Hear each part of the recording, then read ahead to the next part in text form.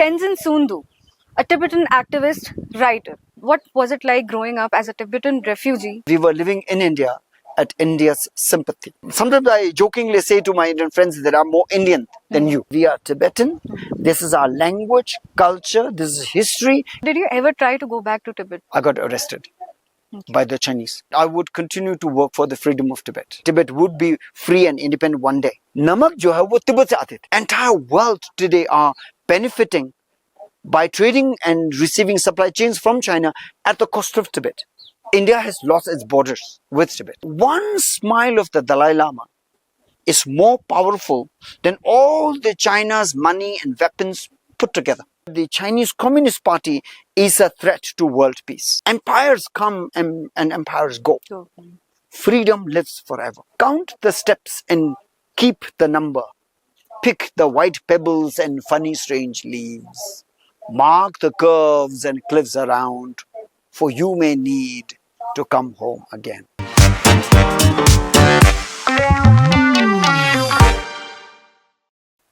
Hello and welcome to Batkahi. When it comes to protest, when it comes to activism or dissent, people usually have a specific mode, a specific tool through which they voice their opinions. And today we have a person who has used poetry to voice his opinions, to voice his activism. So let's welcome Tenzin Tsundue, a Tibetan activist, writer. Welcome to our show, sir. Namaste. Okay, so you're Tibetan, or that's what people know. So if I ask you, what does home mean to you? So what would you say on that? Home is what we say Nang in Tibetan language.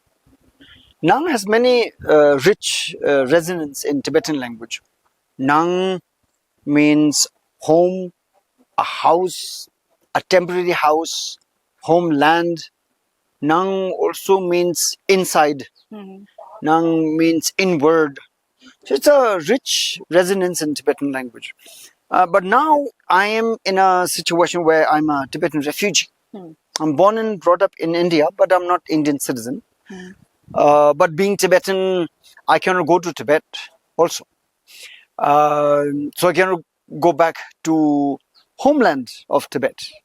So this puts me in a difficult situation where as part of the freedom movement, we are constantly in search of home. And for me, that home is Tibet, the country which is under Chinese occupation, which is the homeland of my parents who escaped Tibet and came to India, and with a constant dream that we would return to our homeland one day. But then I've written about it. For me, home is not just a house. For me, home is purpose. Without purpose in life, you're nothing. And because of that purpose, very often children leave home and go to cities, towns, mountains, where they find a new purpose, where they set up their own new homes. Right. So you see, it's a purpose. But it's not just purpose. Without the capacity to feel at home that you need to develop in yourself. Just by being in a house doesn't make the house home. Correct. So what is truly needed is the capacity to feel at home. That is what is needed in you. And if you don't have that, you may be bored in your own home. You are in home, but we are not at home.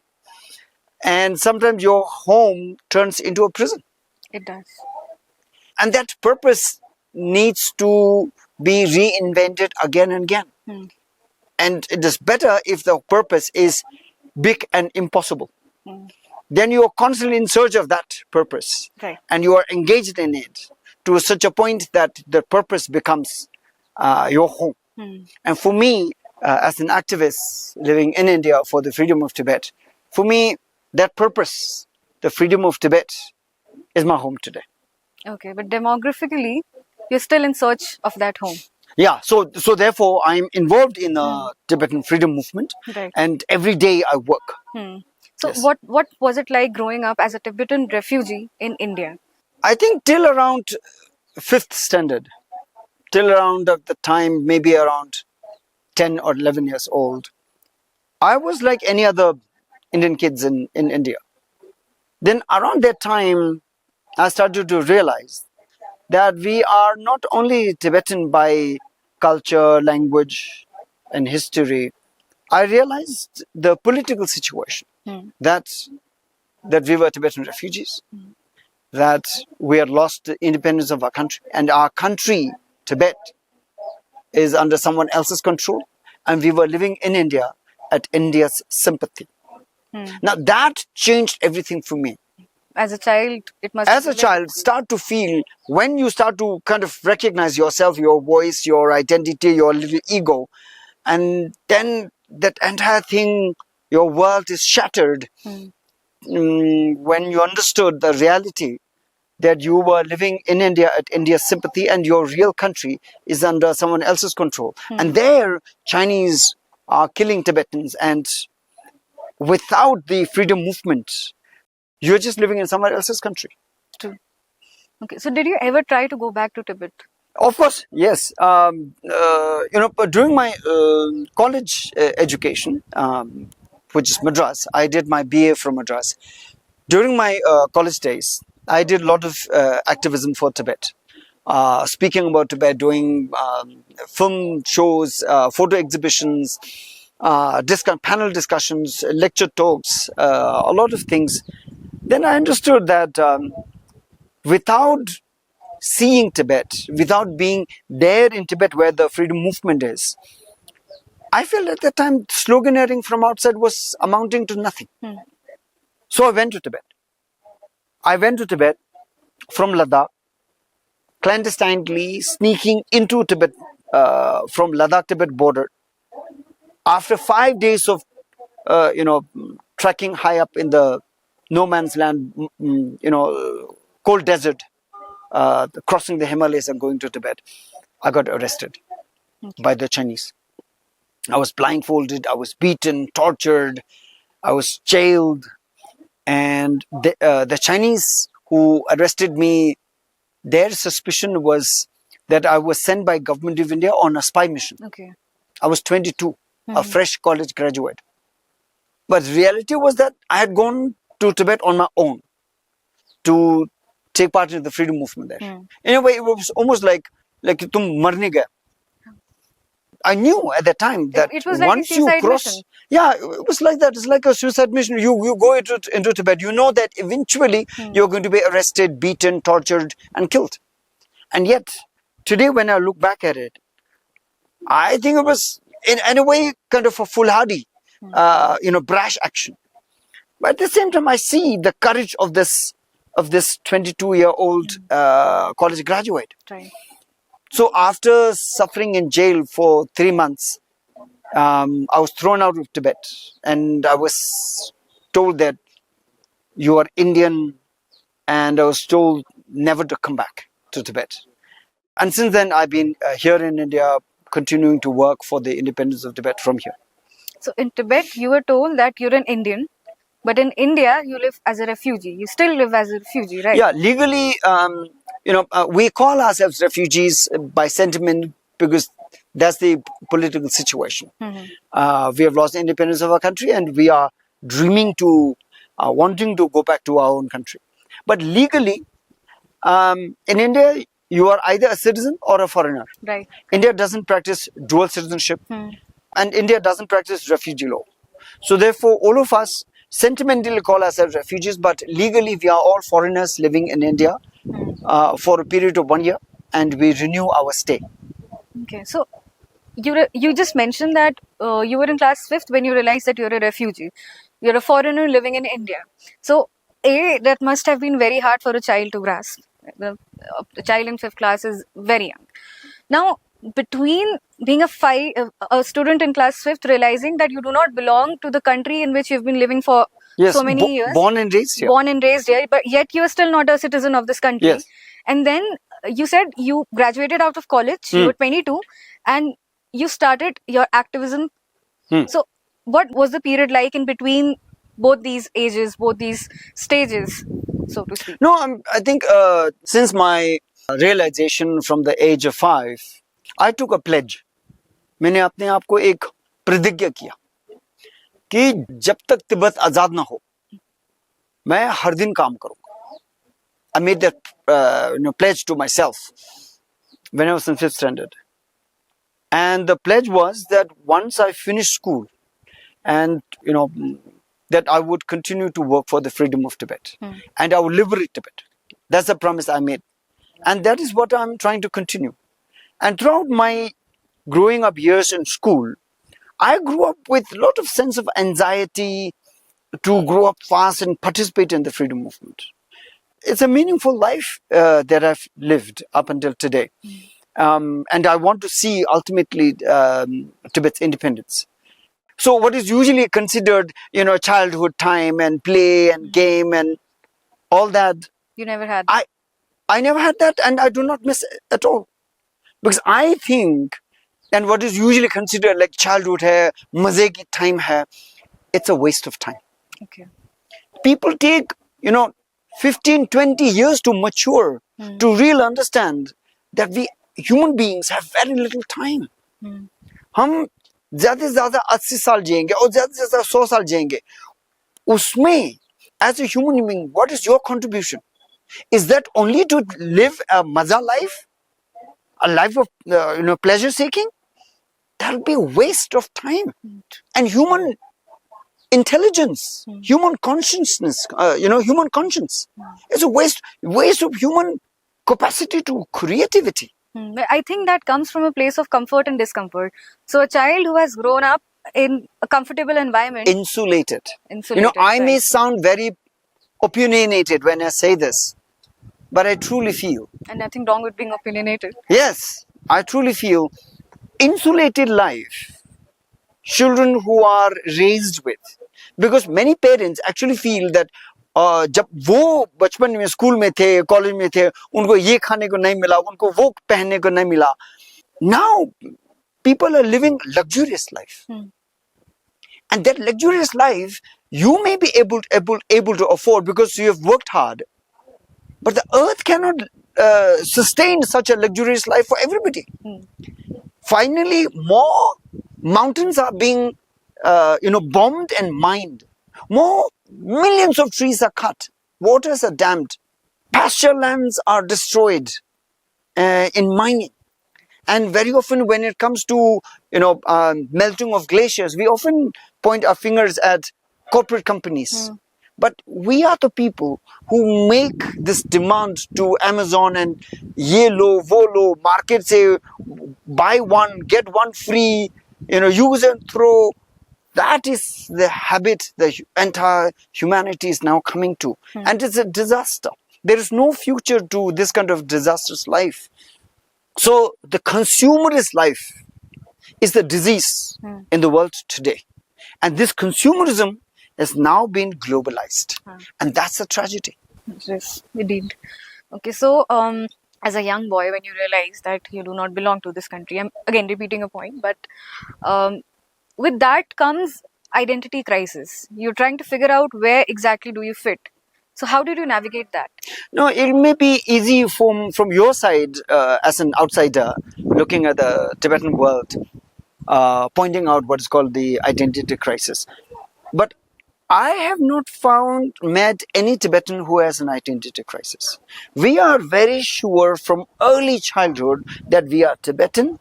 This is our language, culture, this is history. In fact, Tibetan refugees are most sure of their language, culture and identity because this is being singled out and marginalized and systematically destroyed in Tibet. So we grew up with this anxiety that this is a culture, this is my culture, we are living in someone else's country, we need to learn this culture. At the same time, not only preserving our language and culture and identity, but also learn and adapt in India and also learn cultures from different parts of the world. We quickly start to adapt, assimilate, at the same time maintaining our own culture and identity. So we are so very sure of culture and identity. So as a Tibetan, I'm very proud that I'm raised in India. I have a great understanding of India. I've traveled all across the country, all towns and cities. I've given lectures, I've met and I speak 5 different languages that are spoken in India. Okay. So sometimes I jokingly say to my Indian friends that I'm more Indian than you. Okay. Because of my traveling and experiences and languages and food cultures that I've experienced here in this country. So the richness one feels now after all these years of being here in this country, at the same time great sense of belonging. But it doesn't mean that I have forgotten the Tibetan responsibility. Correct. And that responsibility is to truly liberate Tibet from Chinese occupation. Okay, so since we are talking about the Tibetan culture, the Indian culture, so for the ones who do not know exactly what the Tibetan struggle is, the movement is, and the history of Tibet, so could you please, in a few points, tell us what exactly this struggle is and how did it begin, and at what stage do you feel it has reached currently? Yeah, so we are here in Nainital now. It's part of the Kumaon region of Uttarakhand, eastern part of Uttarakhand. बरसों पहले यही कुमाऊं क्षेत्र से और even Garhwal क्षेत्र से तिब्बत की तरफ व्यापार होते थे. And this has been going on for ancient times. From the beginning of human existence, Tibetans from highland mountains of Tibet cross the Himalayas and come down for trade and pilgrimage. And people from here, starting from Haldwani से रुद्रपुर और लाल कुआं और हल्द्वानी से लेकर यहाँ से अलग अलग सामग्री इकट्ठा होते थे खच्चर के ऊपर, घोड़े के ऊपर, और तिब्बत की तरफ लेके जाते थे और व्यापार होते थे. और व्यापार की रिश्ता भी ऐसा था कि पूरे हिमालय क्षेत्र में, खास करके उत्तराखंड में, नमक जो है वो तिब्बत से आते थे और यहाँ से जाते थे गुड़, चीनी और कॉटन के कपड़े, सिल्क. और इसी क्षेत्र से ड्राई फ्रूट्स और fruits that are grown in this rich vegetative area. Because once you get into Tibet, that kind of vegetation aren't there. So that trade, and also शादियां होते थे. यहाँ से मुनस्यारी से ऊपर गया तो यांगयिमा का ट्रेडिंग पॉइंट मिलेगा तिब्बत में, और थागलाकोट से और आगे जाएंगे तो पुरंग का ट्रेडिंग पॉइंट मिलेंगे. और पुरंग से माउंट कैलाश तो इतना दिखता है वैसे ही. तो कैलाश मानसरोवर के यात्रा और वहां के परिक्रमा करना, और कोई कोई लोग तो यहाँ से लासा तक भी जाते थे. That was our relationship. Ever since China invaded Tibet and severed this relationship in the Himalayas, यहाँ के लोग वहां जा नहीं सकते, वहां के लोग यहाँ नहीं आ सकते. और बहुत सारे ऐसे भारतीय वासियों थे जो तिब्बत गए. They went to Tibet, and because now the Chinese have cordoned off the entire Himalayan border, many Indians got stuck there and they couldn't return. And there were many Tibetans who came to India and they couldn't return to Tibet. And many of them have settled here in these regions. So this is what had happened in Kumaon region. And this happened Ladakh से लेकर पूरे हिमालय क्षेत्र right up to Arunachal की Burma border तक, all over the Himalayas. On the other side is Tibet. This country had always had its relationship with India. Now China has invaded and occupied entire region of Tibet, which is 25 lakh square kilometer of land. It may sound like a big number, but in reality it is. It's the 2/3 the size of India. India is 32 lakh square kilometer of land. India is 3.2 million square kilometer of land. So it's a huge mountain terrain. Tibet, in a way, is the largest, geographically, the largest plateau and the highest plateau in the world. That entire country is under Chinese occupation. And ever since China invaded Tibet and occupied, India has lost its borders with Tibet. And from that occupied Tibet, today, China is threatening India. And therefore, 1962 invasion of India had happened. And in the year 2020, there was the Galwan Valley clash that resulted in Indian soldiers being killed and wounded. And they are still there across the Himalayas. And India is having to spend so much of money. Now, what had really happened was China invaded and occupied Tibet for the past 75 years. And our freedom struggle has been going on. In these 75 years, we have lost more than 1 million Tibetans. More than 1 million Tibetans, 10 lakh से ज़्यादा तिब्बती लोगों ने अपने जान गंवाया अपने देश की आज़ादी के लिए. China destroyed almost all Buddhist monasteries, libraries, stupas. नष्ट कर दिया, तोड़ दिया. Somehow we survived as a people, keeping the Buddhist philosophy and the culture. Today, what China is doing is, China has turned Tibet into a police state. Everywhere, people are having to carry their ID card, and in order to go from one village to the next or one district to the next, they need to take permission to go, register their arrival, and return on their to their own village. They need to register. No protests, no free speech is allowed, no freedom of speech, no freedom of religion. In fact, now children are forcibly sent to Chinese colonial boarding schools where they teach predominantly in Chinese language. So we fear that in the next 5-10 years, Tibetan children will grow up speaking only Chinese. Such is the situation. China is mining in Tibet. They are mining gold, copper, zinc, most importantly lithium and rare earths, and making high-end Chinese technologies. And they are trading and distributing that around the world as supply chains. And entire world today are benefiting by trading and receiving supply chains from China at the cost of Tibet. And we are the ones ultimately we are suffering. This has been truly a tragedy of Tibet. And yet we are not giving up. We still hope that Tibet would be free and independent one day.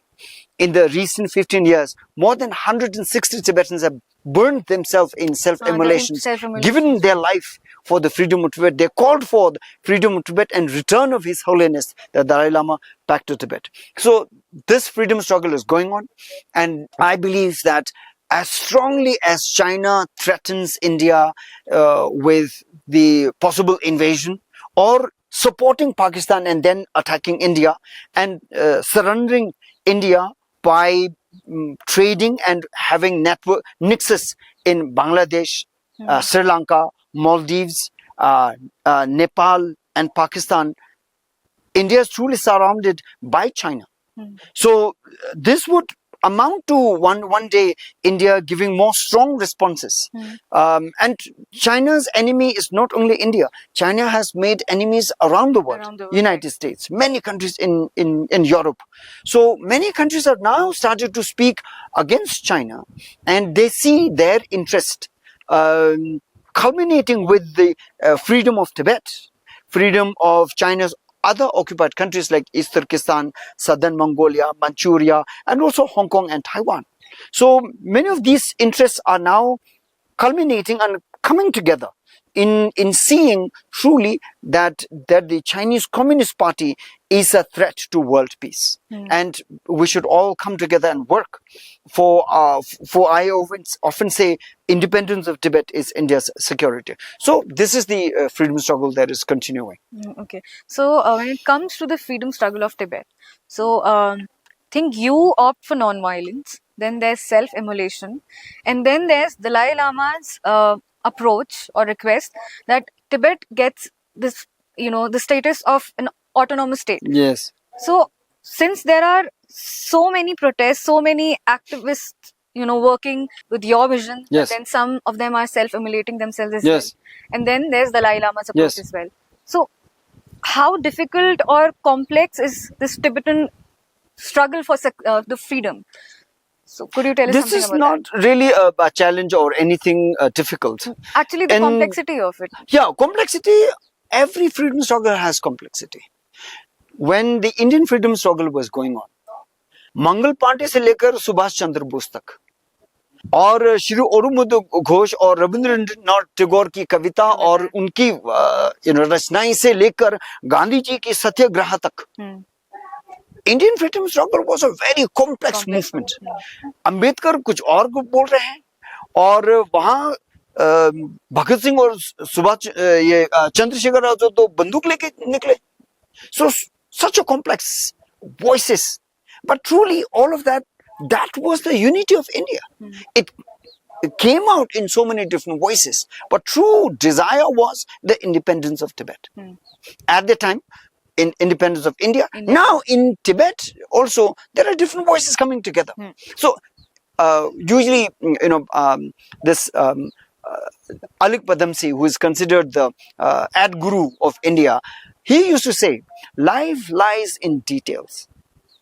So if you look at the Tibetan freedom struggle, there are many different voices, but true voice is the independence of Tibet, return of His Holiness the Dalai Lama and the Tibetans in exile, and reunification of the Tibetans in exile and those who are in Tibet today. And this would truly solve the problem for China and also for India. Okay. So you just mentioned Sri Aurobindo Ghosh and Rabindranath Tagore. So they use poetry to convey their message. So do you. So what is pretty evident in your poetries, in your poems, is that you use poetry, and there's a mix of politics as well. So do you believe that both of these, poetry and politics, are they part and parcel of the same thing? Do they go together, or you use poetry just to send your message to the larger masses of people? No, I as a writer, I engage in different other genres of writing. I write stories, I write essays, articles, I write fiction stories, and then there is also poetry. And my politics in engaging all different genres are different. In poetry, I like to tell a very personal story. How I feel, what I am undergoing, and what I see. It's a very personal expression. But when I need to make a political statement, then I shut myself in a room for 3 days and write my arguments in form of an article for a newspaper or maybe an essay. Okay. So these are my political arguments. Then sometimes I want to tell a nice story which otherwise didn't happen, but something like that could be happening among us. I write fiction stories. Okay. And these are possibilities that I create. Maybe half already happening, half may not have happened. But then, in fiction, there is the freedom to create characters on events which otherwise didn't happen. No one has any evidence of it. But I could say, aise bhi ho sakta hai. Ho sakta hai. So that freedom gives me that power to create an alternate world. So I do different kinds of writings. But as you said, you were asking me,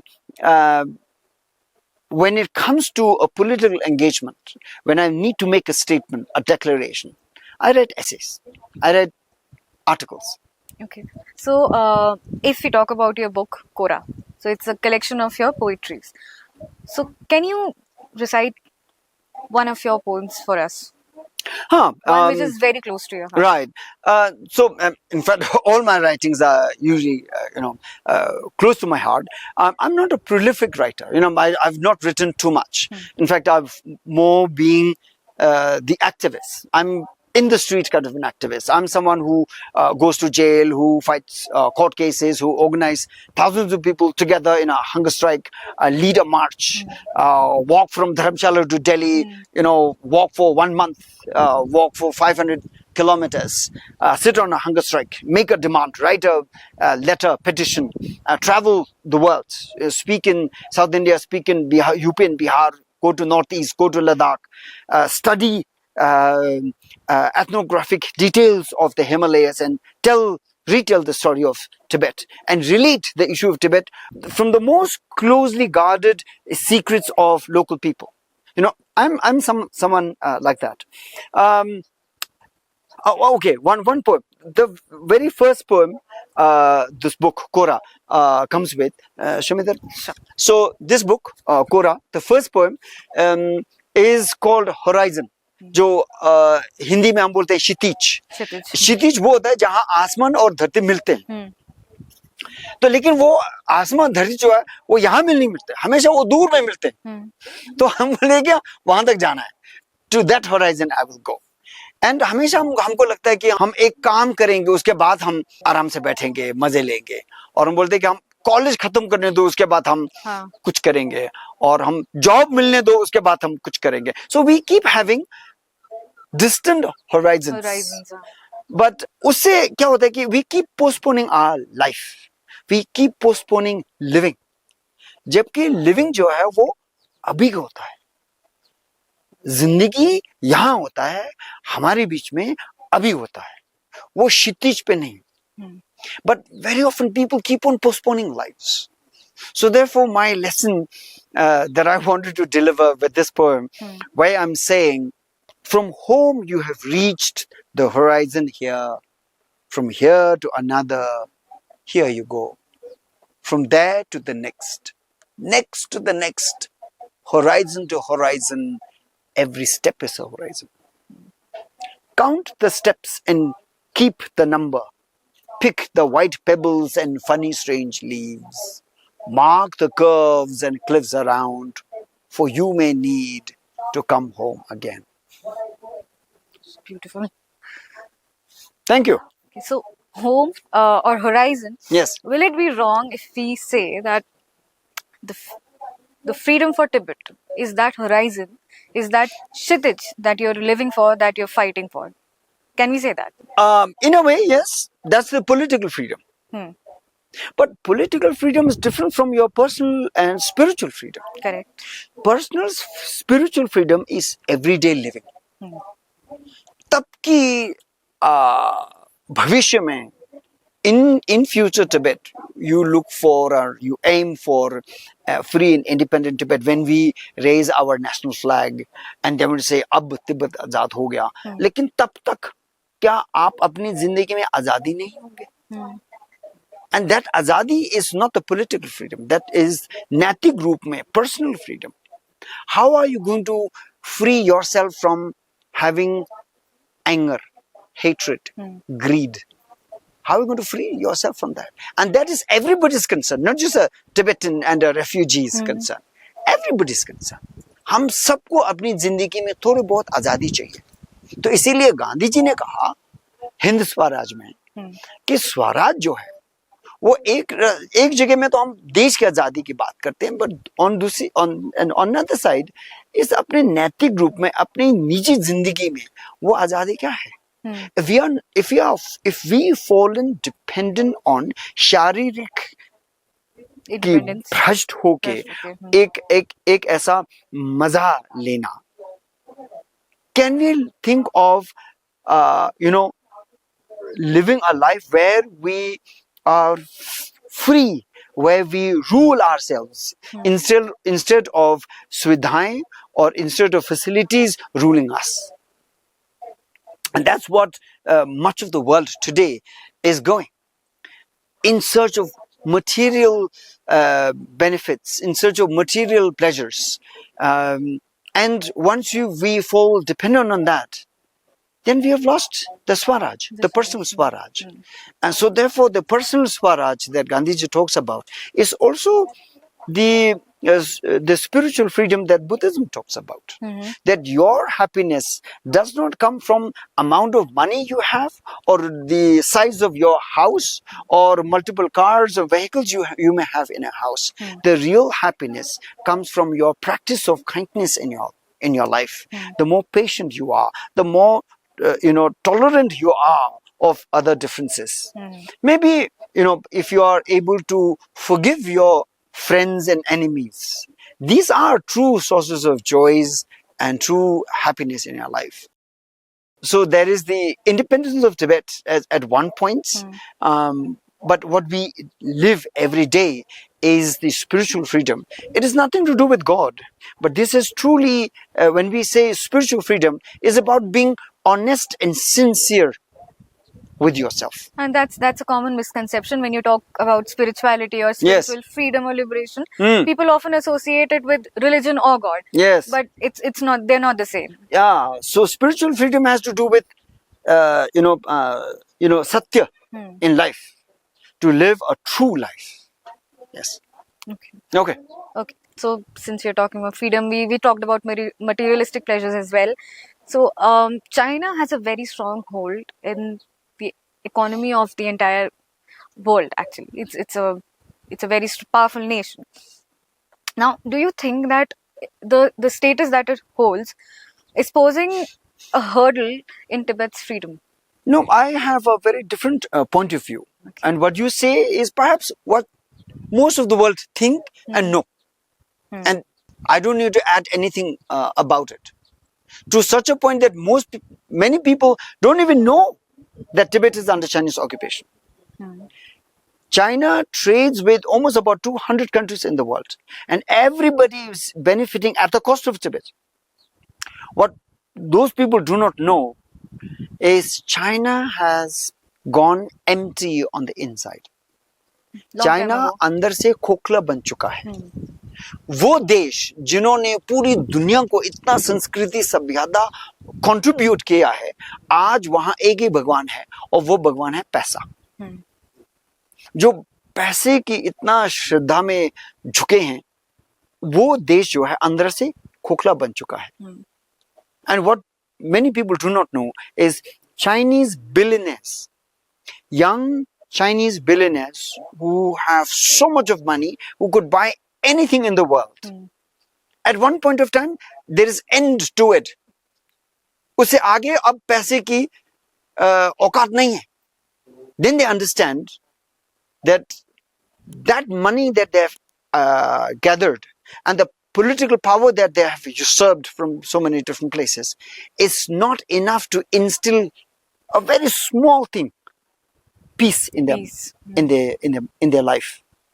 So they go to Tibet to meet with the Tibetan Lamas. To find that peace. To find that peace. Because that peace is something China was intrinsically so very aware of. Because China was one of the first Buddhist nations in the world after India. And China has lost that today. So Chinese go to Tibet to Chinese find go peace, to Tibet to find peace to and find peace at the foot of the Tibetan Lamas. And Tibet is a place whose peace China very conveniently took away, and yet that's the place they're reaching out to find peace for themselves. This is what most people don't know, and I'm not saying this out of arrogance at all. China has killed its own Buddha, and suffering all under the Chinese occupation for 75 years, we have not let that go. We have kept our Buddha. And therefore, our country is not free, but we are free. And therefore, we are able to share this freedom with the Chinese people. We sympathize with the Chinese people that they have amassed so much of wealth and weapon, but they have no freedom. They have no... Chinese people are unable to see that they do not have freedom and democracy. They are unable to see. Such is the level of restriction and unfreedom in China. Therefore, we truly sympathize with the Chinese people. हमको डर लगता है कि उनमें आजादी नहीं है और उनको पता नहीं है कि उनमें आजादी नहीं है. You see? But वही है कि आपने बोला ना कि फ्रीडम और आजादी की डेफिनेशन सबकी अलग होती है. तो आपके लिए आजादी है कि आप अपनी आवाज जो पूरी दुनिया समझते हैं कि Tibet is the most unfree country under Chinese occupation. Under Chinese occupation, right. We are seeing that China is the most unfree country because it is ruled by rules, regulations and money and the greed for money to such a point that they do not realize that they have no freedom and democracy. So therefore I am saying that one smile of the Dalai Lama is more powerful than all the China's money and weapons put together.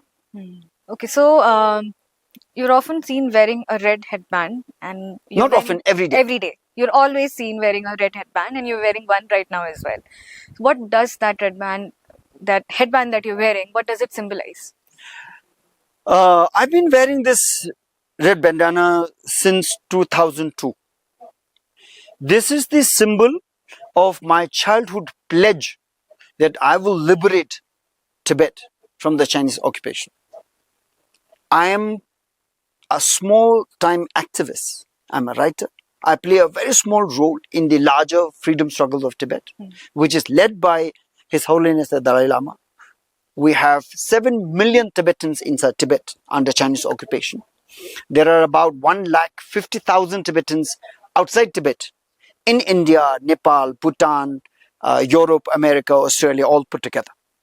There's a huge number of people in the Himalayas who support the Tibetan Independence Movement.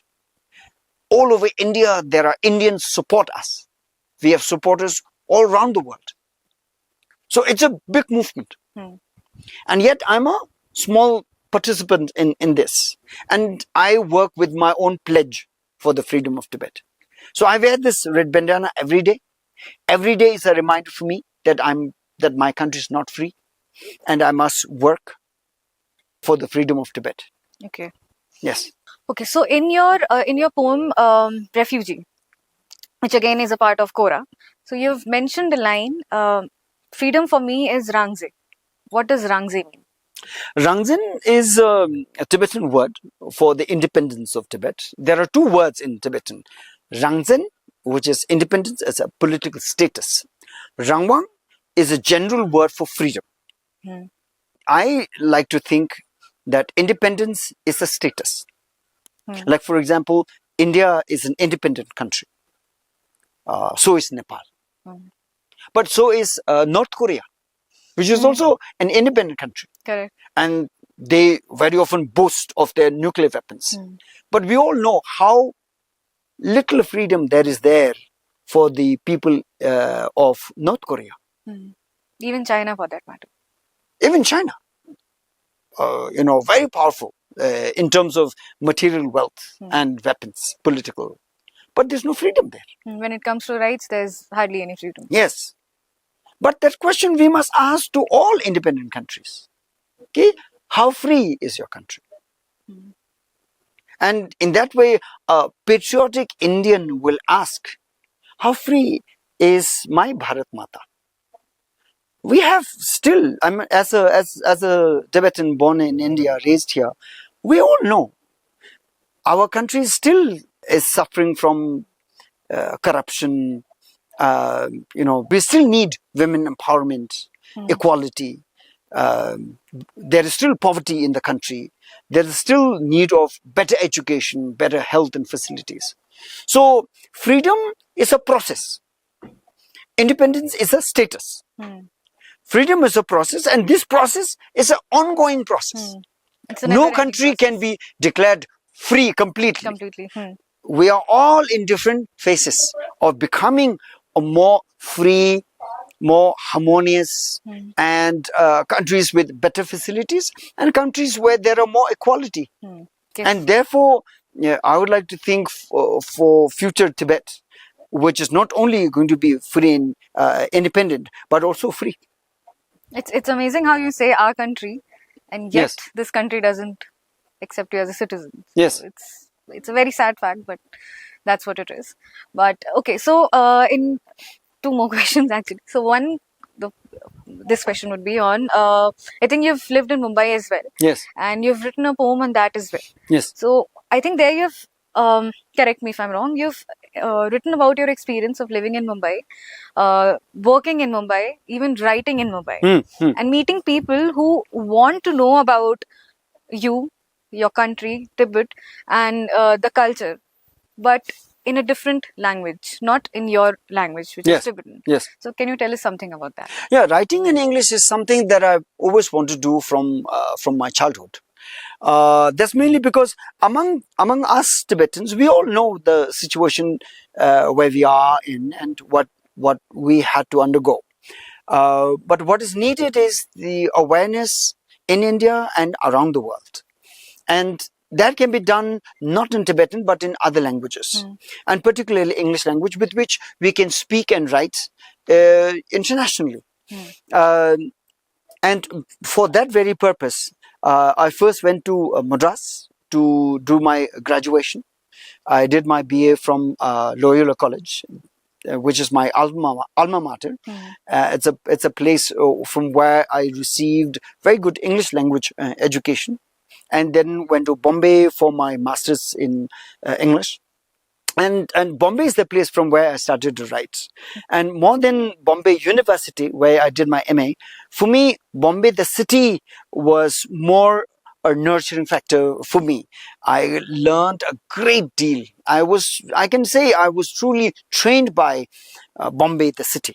Okay. I keep on saying Bombay. It was Bombay when I was there in 1997, right up to 2002.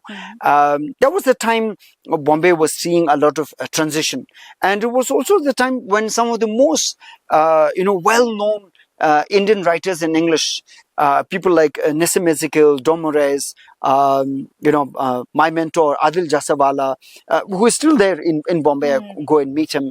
But then other very important writers like Dilip Chitre, Arun Kolatkar, Eunice D'Souza, Giv Patel, those people were there.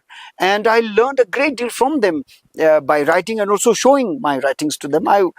Some of my writings were corrected by them. So I was truly blessed that I was there at the time when all these people were alive, and I learned a great deal from them.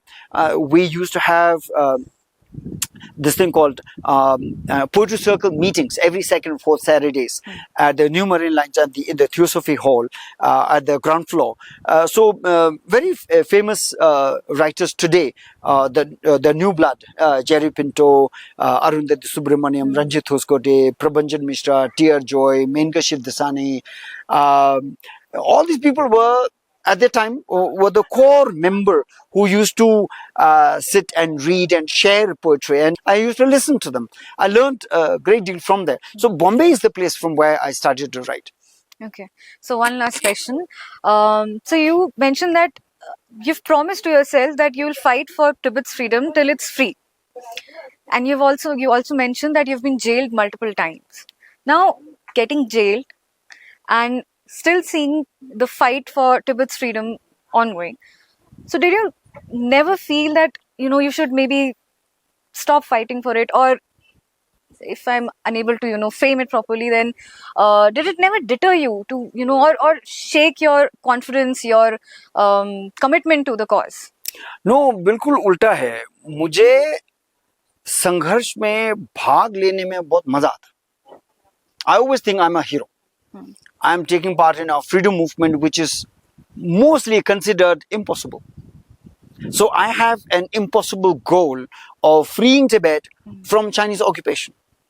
And China is considered a threat to Europe, is considered a threat to United States, to India. जो America डरते हैं उससे हम तिब्बत की आज़ादी लेने में के हम ये जुर्रत कर रहे हैं. And for me, there is no bigger romance than this, and that too through non-violence, with the leadership of His Holiness the Dalai Lama. And therefore I'm challenged every day that my education is not enough, my physical body is not enough, my intellect is not enough, my spiritual power, my intellectual power, my writing power is not enough. I'm challenged every day. So every day I have to learn and read and talk and learn from people and train myself. I'm involved in this. So I'm always so very kicked that I'm in such a, almost impossible kind of a freedom struggle. But I truly believe that Tibet will be a free and independent country. Not because I'm Tibetan, not because I'm optimist, but because we have seen precedents in history. Empires come and empires go. Freedom lives forever. Freedom lives forever. There was a time in India when the Indian freedom struggle was going on. Quit India movement happened. August Kranti Maidan se Quit India movement was announced. Purna Swaraj ki baat kiya. Even at that time, in 1942, when Quit India movement was announced, much of the Indian population did not immediately take part in it because they couldn't see freedom coming. And in 3 years, Second World War came to an end in 1945. 3 years. And by the time the Second World War came to an end, British Empire was already emptied from inside. They had fought wars everywhere and fighting the Germans. Britishers were really falling apart. Forget about ruling India from such a distance. They were not able to keep themselves intact. So they were willing to let go India in 46. And yet people couldn't see. So between 42 to 47, in 5 years, India was becoming a free and independent country, but much of the Indians couldn't see. Couldn't see.